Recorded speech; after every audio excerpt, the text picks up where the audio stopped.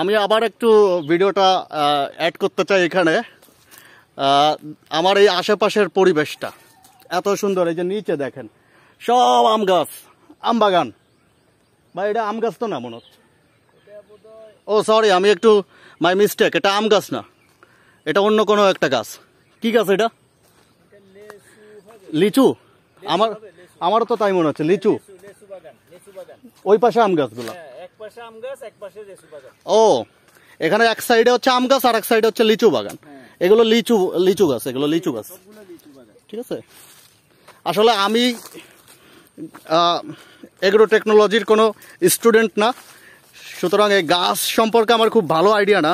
আমার নিজের ছোট বোন, ও আবার এগ্রো টেকনোলজিতে পড়ে, ওর আবার এগুলো খুব বেশি নলেজ আছে। তো ভুল ত্রুটি ক্ষমা সুন্দর দৃষ্টিতে দেখবেন সবাই। এগুলো আম গাছ না, এগুলো লিচু গাছ, এবং এই জায়গাটা অসাধারণ বলে ভিডিওতে আসলাম।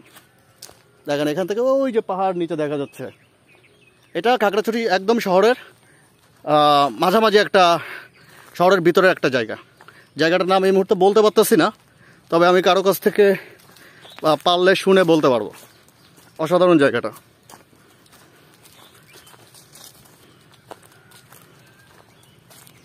আশপাশটা একটু দেখেন, এর চারপাশে আবার বসতি আছে এর আশেপাশের এরিয়াতে।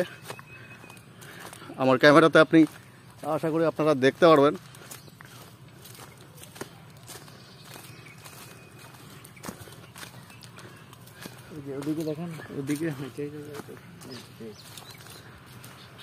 এদিকে কিছু বসতি আছে, আর এই পাহাড়ের নিচেও কিছু এরিয়াতে অনেক বসতি টসতি আছে।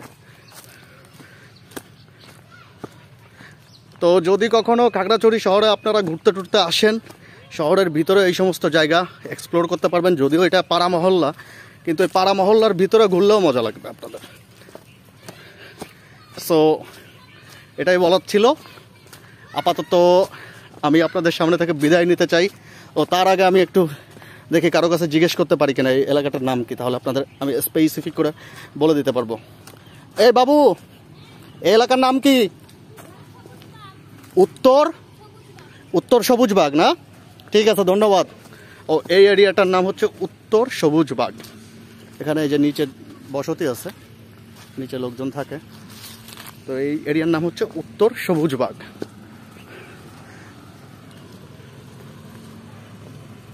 তো সবাইকে ধন্যবাদ, টাটা, বাই। আবার কোনো এক জায়গায় কোনো একদিন এরকম ছোটোখাটো ভিডিও নিয়ে চলে আসবো। টাটা।